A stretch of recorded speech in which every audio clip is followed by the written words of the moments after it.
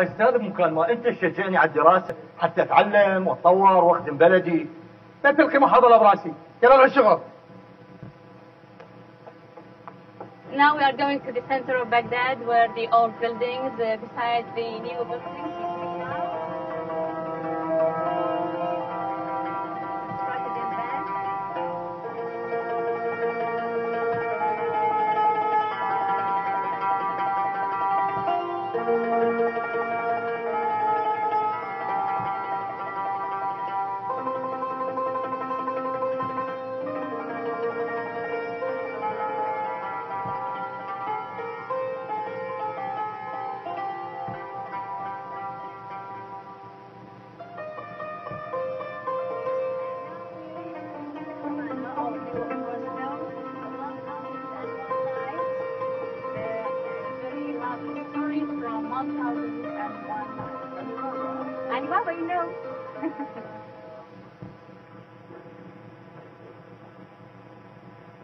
طيب ما شاء الله ما شاء الله ما شاء الله، شنو هالابداع هذا؟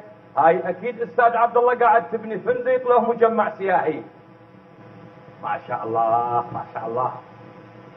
شكو جاي؟ عبد الله تقريري ترى ما راح يزيد وينقص، انت عندك تقرير الوزاره. كامل الموضوع انتهى، سدها. التقرير اليوم اسلمه للتحقيق. شوف عبد الله، اذا تسحبه للتقرير راح اخدمك خدمه طول عمرك ما راح تنساها. كامل قلت لك الموضوع انتهى واني ما احتاج لخدماتك. يا بيه هسه صرت مستغني عن خدماتي؟ اشوف ايام الجامعه ما استغنيت عن خدماتي. اي مو خدماتي هي اللي وصلتك يا كريمه. كريمه شنو علاقتها بموضوعنا؟ اساسا كل موقفك ضدي هو سبب كريمه. كريمه شو عليها؟ ها؟ لان اني كنت اعرفها قبلك واني اللي عرفتك عليها بالجامعه.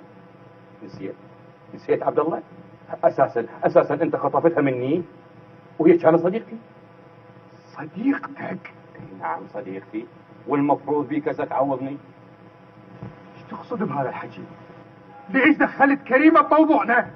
شكو بينك وبين كريمه؟ ماكو شيء ابدا. اتكلم. اقول لك ماكو شيء وتقدر تسالها. بس اني ردت اذكرك بصداقتنا السابقه. بعدين كذا مو اني اللي عرفتك بكريمه؟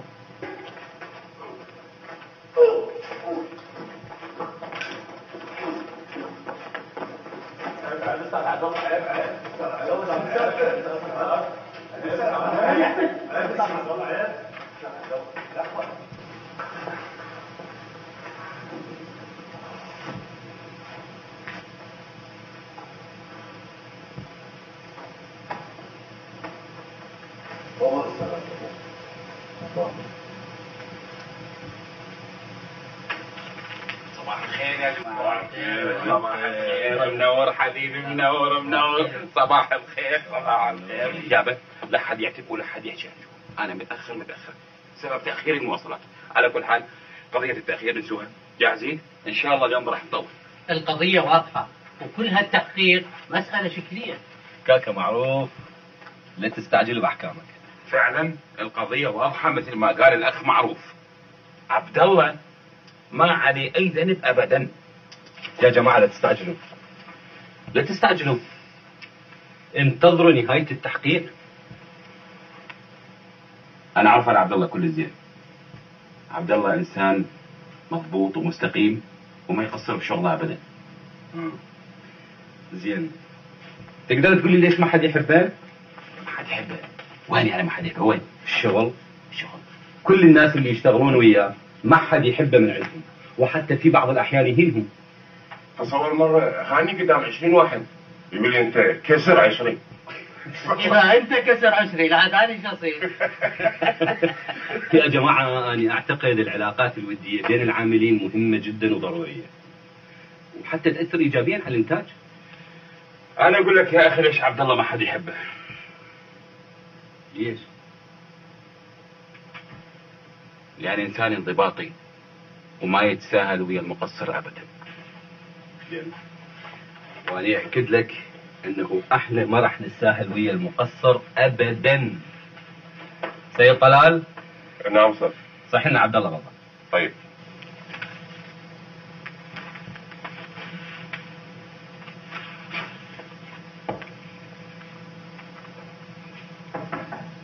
أنا ما أعتبر نفسي مسؤول عن الحادث أبدا. منو لعب؟ وانت ليش رفت على البناء؟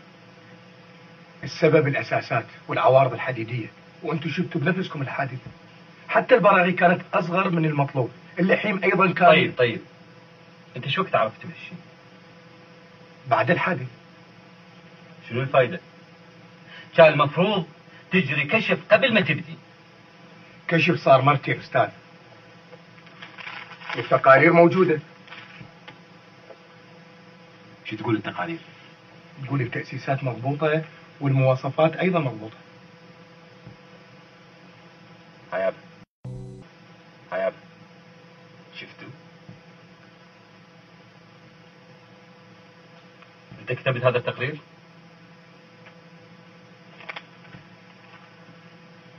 اي نعم أنا. بس الكشف اثبت عكس ما موجود بتقريرك. لا أنا كنت متوهم، أنا غلطت. ما قايل شيء، غلطت. سجل يابا، بعد التحقيق تبين الأفندي غلطان. أرجوك أني ما أسمح لك تحكي وياي بهاللهجة هذه. لا شلون تريد نحكي وياك؟ بعد كل اللي صار تقول غلطان؟ هو هذا كل ما موجود عندك من تفسير؟ بلي عندي. المهندس المختص ما دار باله على إمكانية التحمل. ثقل السقف كان أكثر من اللازم. هذا شيء أبدا ما وارد. السبب الفعلي هو الجسور والعوارض الحديدية اللي حضرتك تقول عنها بتقريرك مضبوطة، وبالحقيقة هي ما كانت مضبوطة. طيب المهندس عبد الله اللي أشرف على المشروع ليش ما تأكد؟ خصوصا أني نبهته. نبهته؟ اي نعم نبهته.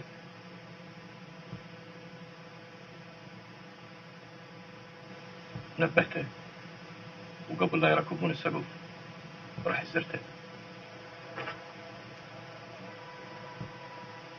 الله يسعدك عبد الله. اهلا كامل، لو صحة يا مرحبا. ان شاء الله يخليك. شنو يا بس سمعت راح تركبون السقف؟ ان شاء الله. اقول عبيد قبل لا تركب السقف افحص العوارض مره ثانيه. مو كشفت عليها وتقريرك عندي. اي ما يخالف شو، بس اني ما مطمئن. اقول لو دز لك واحد ويشوفها مو احسن؟ حتى تعرف اني ايش قد احبك وما اريد ضررك. على كل احنا متهيئين وكل شيء جاهز. دونت اقواله؟ نعم أستاذ. كامل، عندك استعداد تعيد اقوالك هذه قدام عبد الله؟ اني قلت كل شيء اللي اعرفه. يعني ضروري الا تواجهوني وياه؟ نظرنا ضروري. احنا مو محكمة حتى تصير مواجهات. التحقيق الاداري ياخذ الافادات والمعلومات. اعتقد انت حريص مثلنا على كشف ملابسات الموضوع. اي صحيح، بس اني ما احب اشوف عبد الله لان اكو بيني وبينه خلاف.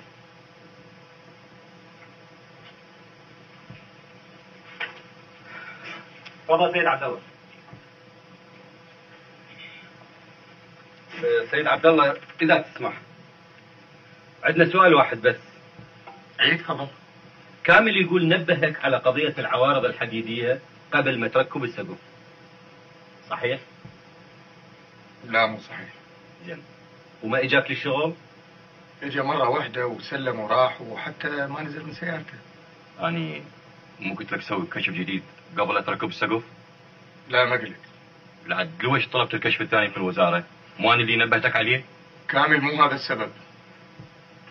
لا شنو السبب؟ أنا كنت أشك بآراء كامل. ليش؟ ايش بيها آراء؟ كنت خايف أن يكون متحيز. حيز؟ طبعا، لأن المقاول اللي قام بالمشروع خاله. شلون؟ خاله ويشتغل وياه بالمكتب برا الدوام. يعني كامل الموظف عندنا هو اللي كشف على شغل كامل غير الموظف. حلو.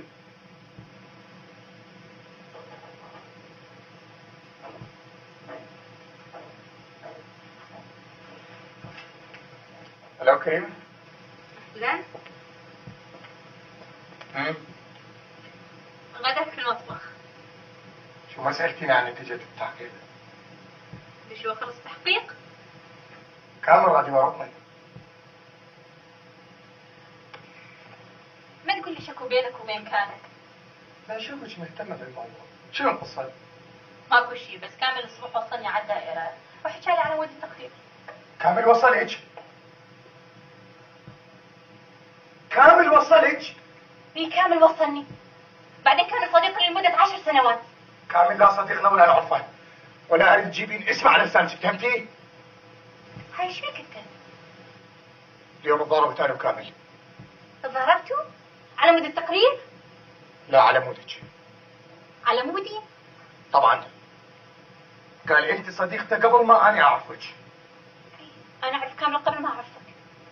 قال صديقته يعني شنو؟ يعني عشيقته. اني؟ وصدقته؟ صدقته مو؟ ليش ساكت؟ تتوقع من عندي انا اسوي هيك شيء؟ ايش مدريني؟ ايش مدريني؟ تقول ايش مدريني؟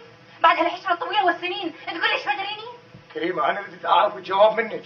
تريد تعرف الجواب مني؟ تريد تعرف الجواب على مود تتأكد انه كذاب؟ الشك فيه وتريد الجواب مني؟ كريمة انا مو قصدي اجرح شعورك، لا. شنو كان قصدك؟ اكو واحد يسأل مرته ويقول انت صحيح كنتي معقولة بعد هذا الحب والاخلاص كله تيجي تسألني هيك سؤال؟ مع الاسف كريمة انا هم صدقته وضربته، بس ردت اعرف الموضوع منك انت. سامحيني حبيبتي انا. تركني.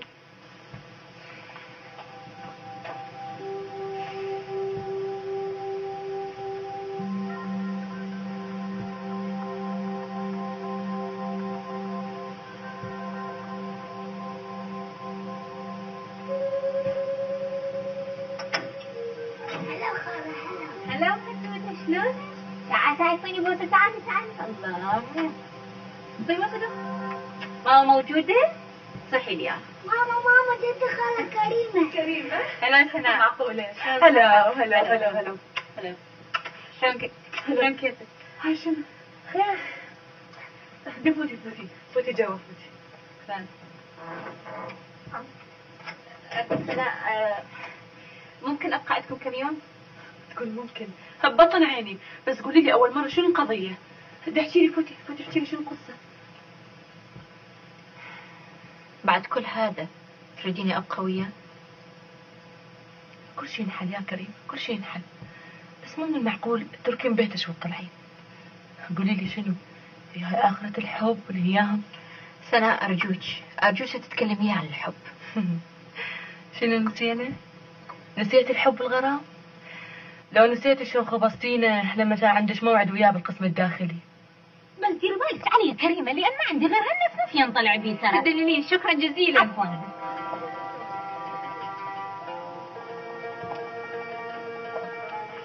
سناء شوف مو حلو؟ جبت من ميسون شوفيه. بالميسون؟ ليش حلو؟ شلون قدرت تقنعيها؟ ما أدري اقتنعت. المهم يخبل طبعا، بس لبسي أول مرة خلينا نشوفه. سناء يراد الحذاء بنفسجي، وانا حذائي ما يرحم وياه. كذب اصلا ولا يهمك، هسه ادبر لك حذاء والله عشان توخري.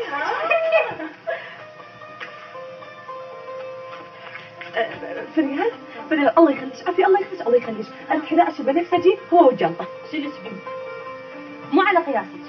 ادري ما هو مو وليه، هو الكريمة خطي عندها موعد وحدها عتيق. كريمة؟ هاي من شو قدتها مواعيد ورانا. شوفي شعبالك بالعجل اقل متاخرين على الموعد. يلا شوية صغيرة بس ما يخالف طبعا. شوفي زينة. خبطيني يلا باي باي. كريمة مو تتأخري. لا يلا بالعجل. شكرا شكرا جزيلا. باي باي باي باي باي باي.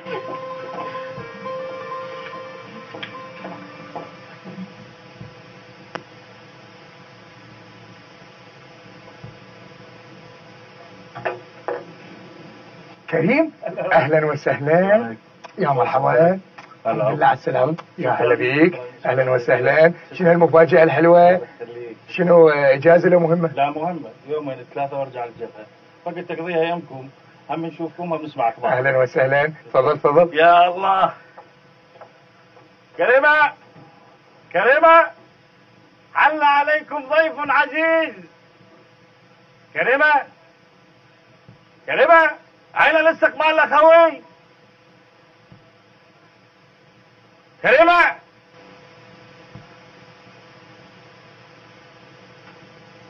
عبد الله، شو القصة؟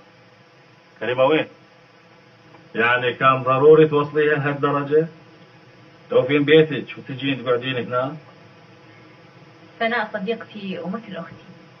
يلا يلا لمي حاجياتك وتعالي وياي، تراني عندي 3 أيام بس ناوي أقضيها عندكم، فلا تضيعوها بالمشاكل.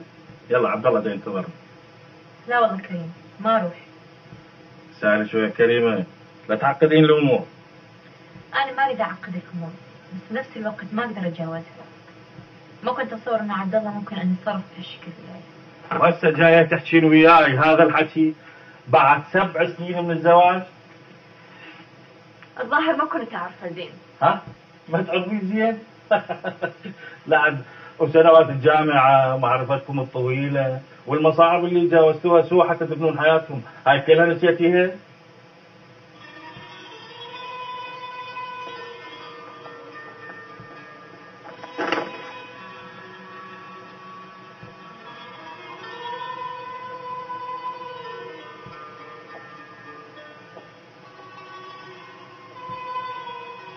ولا الذوق. شكرا. ايش دعوة كل الكتب؟ شو نسوي؟ هذا المطلوب. شو تدرسين؟ أدب إنجليزي. وأنت؟ هندسة.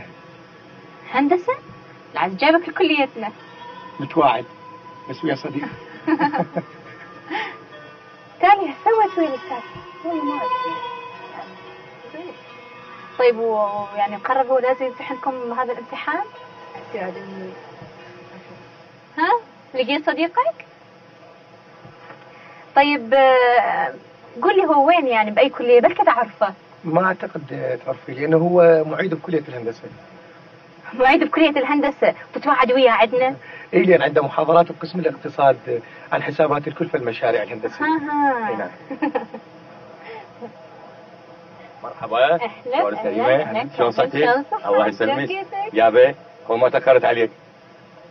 هو هذا صديقك اللي متواعد وياه عندنا؟ انتوا تعرفون بعضكم بعض؟ وبأول يوم اللي تجي بيه تحوم على أعز بنية أعرفها. أنا راح أطلب نقلي هنا. أنا أعتقد الخطأ الوحيد اللي ارتكبته بحياتها هو ترك هالجامعة. شو علاقة تكملة الجامعة الآن برجعتها الزوج؟ ترك هالجامعة كان سبب دائم في الخلاف بينها وبينه. لا بس أنا أقول كريمة هي السبب. زوجك مبكر وأجلت دراستها حتى تشتغل مترجمة. طبعا لازم أشتغل. أنت تعرف إنه أهلنا ما كانوا ببغداد، وأنت كان لازم تكمل المعهد الصناعي. بس كان ممكن تستمرين بالدراسة وما تحتاجين تشتغلين لو ما طال عنا القسم الداخلي. ليش أنا اللي طلعت؟ لو هم اللي طلعوني. طلعوك؟ بس انت بوقتها قلتي لي انت ما تريدين تبقين بالقسم الداخلي. بوقتها ما قدرت أقول لك السبب الحقيقي. شنو كان السبب؟ احكي شنو السبب؟ تسمحي لي أني أقول له؟ لا سناء، أني أقول له. عبد الله كان السبب في طردي من القسم الداخلي. عبد الله؟ شلون؟ بعد تعرفنا فترة قصيرة اتفقت أنا وياه أن نشوف يوم الخميس العصر، وبيومها أنا تمرضت. سناء ايش قد؟ 38 ونص. بسيطة. أقول لك سناء تعالي شوف بلاعيمة ملتهبة، تعالي. فتح لك اسمها شو؟ يابا حمرة. شو المصيبة يعني؟ ما مرضت علي يوم الجمعة؟ مصائب قوم عند قوم فوائد. انت لو ما متمرضة اليوم كان بقيت وحدي بالقسم الداخلي. ها شوفي اكو احد غيرنا انا بهذا القسم؟ الليلة جمعة منو تبقى؟ بس هالمسكين ده ينتظر براس الشارع. يا عيني هسه ينتظر يضوج ويروح. عبد الله ايش جابك؟ ليش تأخرت عن الموعد؟ مريضة شلون فتت؟ غفرت الحارس ودخلت. عبد الله على بختك روح تفضحنا. بعد ما وصلت وتعذبت وتقولوا لي ارجع. مو زيارات ممنوعة. شوف عبد الله الله يخليك روح تفضحنا. زين تقومي بدلي ملابسك شوي طلع. مريضة ما تشوفي مريضة ما أقدر روح. عبد الله يخليك روح تفضحنا. استأنش عليه لا شفت ولا عرفت. عبد الله يخليك روح بسرعة حتى يفصلوا بالقسم ولا يروح ولا روح. زين شو وقت اشوفك؟ باكر نهار الجمعة كلها قضيت روح بسرعة روح.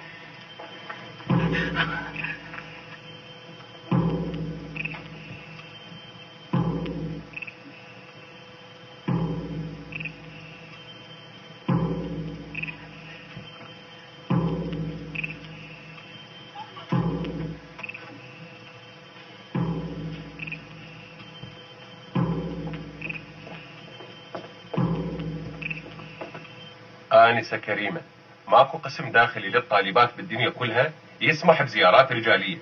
هذا الشيء مو بس ببلدنا، هذا معمول به بالعالم كله. أدري أستاذ بس أنا إيش علي؟ أنا قلت لك هو فات من غير ما يسألنا وأنا طردته. من هو؟ ما أدري أنا ما أعرفه هو دخل على يسأل على بنية اسمها ماجدة وقلت له ماكو بالقسم كله طالب اسمها ماجدة. بعدين هو سمع خطوات بالممر فانهزم. زين، منو كان غيرك موجود بالقسم بوقتها؟ بس هي وسناء، وأنا فتشت القسم كله بعد ما بلغني الحارس.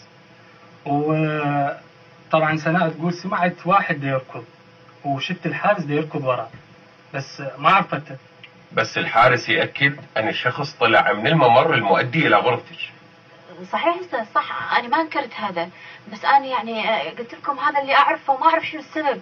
بعدين الزميل منير يعرفني كل زين، يعني معقولة أني أسويها؟ آنسة كريمة، احنا لو ما نعرف الزين كان مو بس من القسم فصلناك حتى من الكلية. أدري بس أنا وين أروح؟ ما عندي أحد ببغداد. بهالموضوع ما نقدر نتساهل، لأن موضوع الأقسام الداخلية للطالبات موضوع حساس جدا، لذلك يتنفذ القرار وإلك مهلة لآخر الأسبوع تغادرين القسم. أكيد ما عرفوا شيء عني؟ يعني أنت ما قلت شيء ممكن يدلهم علي؟ لا أبدا. وسناء إيش قالت بالتحقيق؟ هم سترتها عليك. لو عرفوا بي ممكن يفصلوني من الجامعة. طيب أنا هسه شو أسوي؟ وين أروح؟ نتزوج وندبر مكان نعيش فيه. وين ممكن نعيش؟ كريمة أنا عندي اقتراح لو توافقيني. شنو؟ اقتراحي وبكل بساطة تشتغلين. قصدي يعني تأجلين الدراسة سنة واحدة بس، وأنا هم بعد سنة واحدة بس وأتخرج مهندس، وبعدين ترجعين للجامعة. ها شو تقولين؟ ليش أأجل الدراسة؟ ليش ما نكمل اثنيننا؟ أنت تشتغلين وأنا أدرس، وبعد سنة أنا أشتغل وأنت تدرسين. بس أنا من رأيي أشوف لسه لا تجاوبيني. لا تجاوبيني لسه، فكري بالموضوع كل زين. وفكرتي مو؟ وكانت نتيجة تفكيرك أجلتي فعلا فترة الدراسة. شو أسوي؟ ما كان أمامنا غير هذا الحل. طيب لما تخرج عبد الله ليش ما رجعتي أنت للجامعة؟ كل مرة كان يجيني باب جديد. مرة لازم بيتنا يكون أحسن، مرة لازم نشتري سيارة، مرة نشتري تلفزيون ملون، ومرة مفهوم.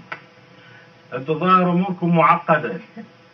أنا أرجع للجبهة أحسن لي، هناك الأمور واضحة، العدو مبين والسلاح معروف. حقك علي يا كريم، أنت جاي لك يومين ثلاثة على مود ترتاح، وإحنا ورطناك ويانا مشاكلنا، بس شو أسوي؟ مو أنا اللي اخترت التوقيت. صدق على ذكر الجبهة، شنو أخباركم؟ أخبارنا ممتازة. الله ينصركم. شكرا.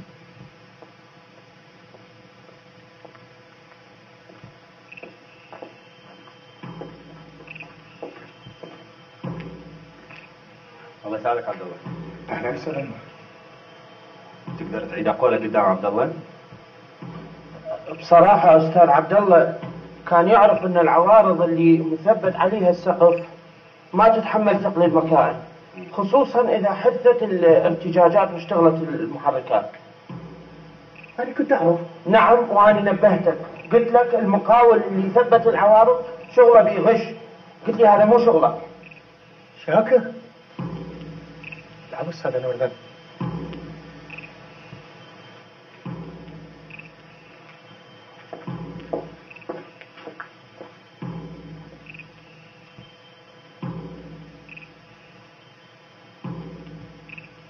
كريمة بعد الزعلانة. أنا مشتاق. خلينا ننسى الماضي ونرجع مثل ما كنا بالأول. أنسى؟ شو تريدني أنسى؟ أنسى الرجال اللي تركناه على طرف الطريق يموت؟ ولا أنسى التهمة اللي ردت تلزقها بيا لما كامل حاول أن يجرح حجرتك وغرورك ويقول لك إنه أكو شيء بيني وبينه؟ بس أنا ما صدقته. بس إجيت وسألتني، تتذكر؟ شو تريدني أنسى؟ شو تريدني أنسى؟ أنسى معاملتك إلي؟ ولا أنسى أنانيتك اللي خلتني أترك الجامعة على مود تبني مستقبلك وتكمل دراستك؟ 5 سنين، 5 سنين وأكثر وأنا متحملة إلى اليوم اللي تركت بيه الرجال يموت على طرف الطريق. هسه كريمة ترحين وترجعين على قضية أبو الماطور سكي. طول عمري ما رح أنساها.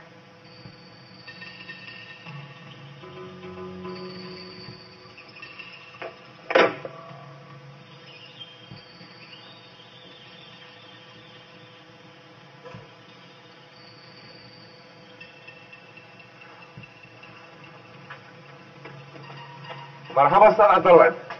اهلا وسهلا. العفو استاذ، جيت ابلغك عن نعم.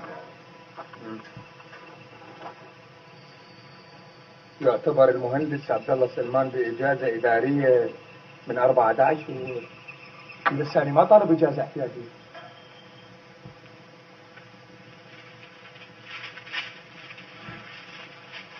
شنو استاذ؟ عندك إجازة مفتوحة إلى أن ينتهي التحقيق. بس التحقيق انتهى من اسبوع. راح نعيد التحقيق من البداية. شنو السبب؟ اسمع، كامل زور التقرير لمصلحة المقاول اللي هو خاله، واتضح هاي مو المرة الأولى اللي يسويها، وراح ياخذ جزاء. وانا شنو علاقتي بكامل؟ متواطئ وياه؟ لا. ماخذ منه رشوه؟ لا. لا شنو؟ أنت مقصر. أنت بتفكر إلا بنفسك وبراحتك وبس، وما تدوج على الراس، وهذا اللي خلاك تتكل على تقارير ما مضبوطة. شو تريد مني اسوي يا بيه؟ ها؟ شو تريد؟ بعد ما نبهوك كان لازم توقف العمل، تجي لهنا أنا تضرب على ميزي وتقول اكو غش اكو احتيال، بس انت سكتت لانه تخاف واناني ولا أبالي وجبان. البلد بحاجة إلى ناس يتحملون مسؤوليتهم، وخاصة بهالمرحلة هذه. تفضل اقعد بيتك الى انت. يلا. يعني ما اقبل واحد يلعب بيه شيش فهمت؟ وهذه استقالتي هسه اكتبها. تستقيل ها؟ معلوم. تعرف البلد بحاجة إلى مئات المهندسين، أعمال ومشاريع بكل مكان. تستقيل منه وتروح تلقي لك شغل أفضل من عندك مكان آخر، مو؟ لا يا أستاذ، ماكو استقالة قبل ما ينتهي التحقيق. بس أنا ما راح أسكت على هاي الإهانة، وراح أقابل المدير العام.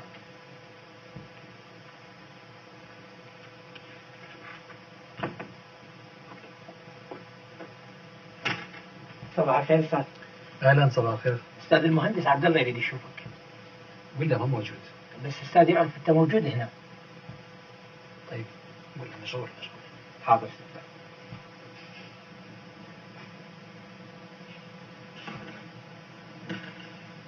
السيد المدير العام يعتذر لان مشغول هسه. ما قل لك انت ارجع اشوفه؟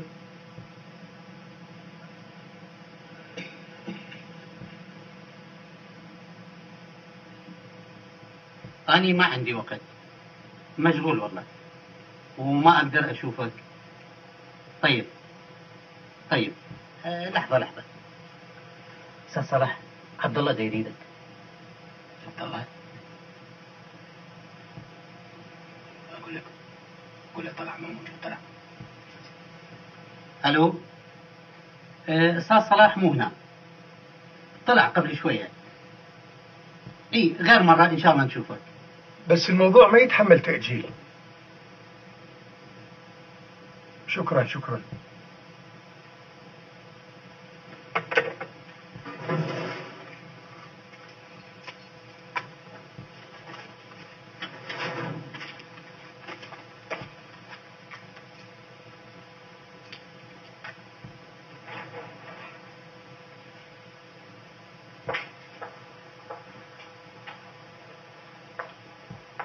يلا انا استاذن.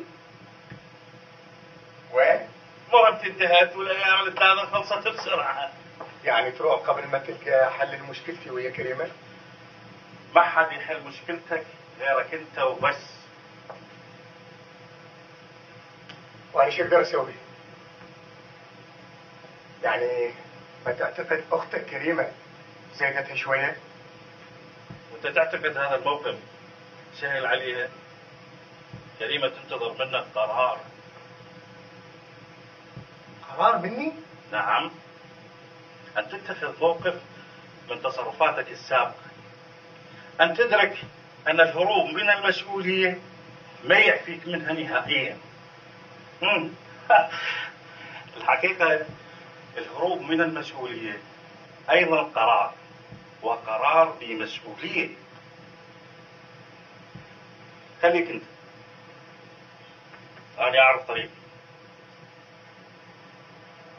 مع السلامة. مع السلامة.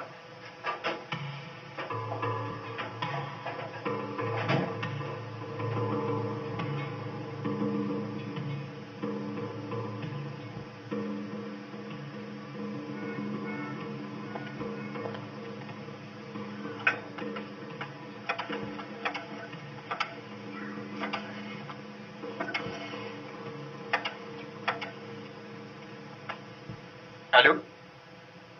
مرحبا سناء، انا عبد الله. ممكن كريمة؟ كريمة؟ كريمة طالعة. ايه ما ادري، يمكن ترجع بالعشرة اكثر. طيب طيب، مع السلامة.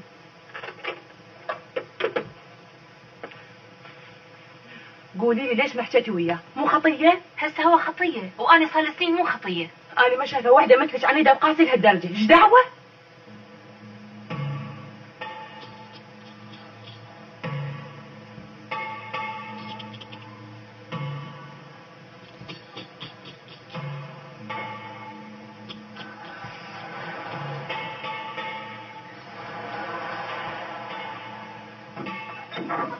مرحبا. عبد الله، أهلا أهلا.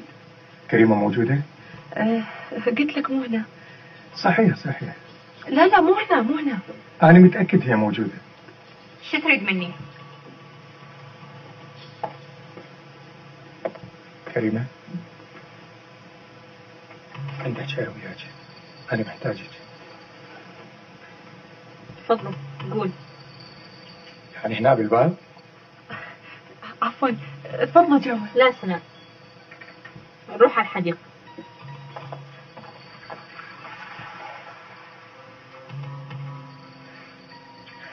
تفضل قول.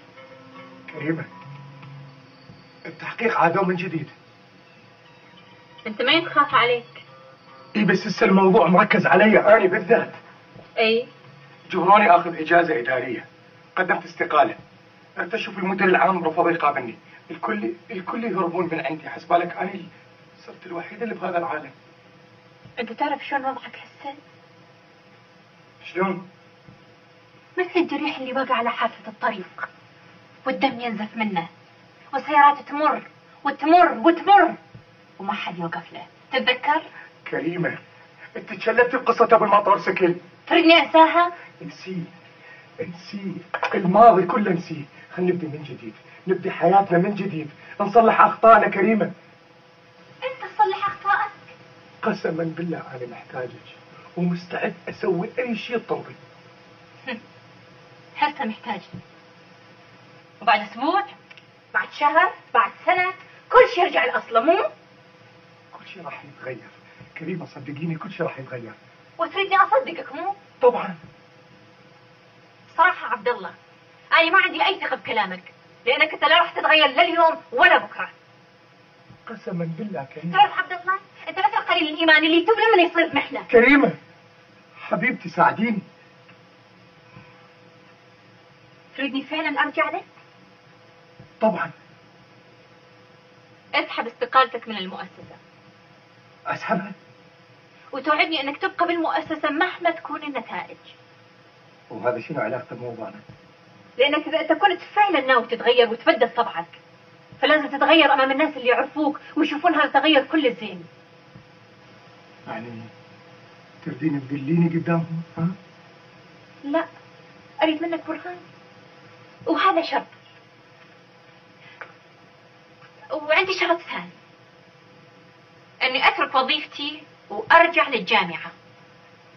تركني الوظيفة وإحنا بهاي المحنة كريمة، يجوز نحتاج الفلوس. نبيع السيارة. سيارة؟ وش يقولون عني؟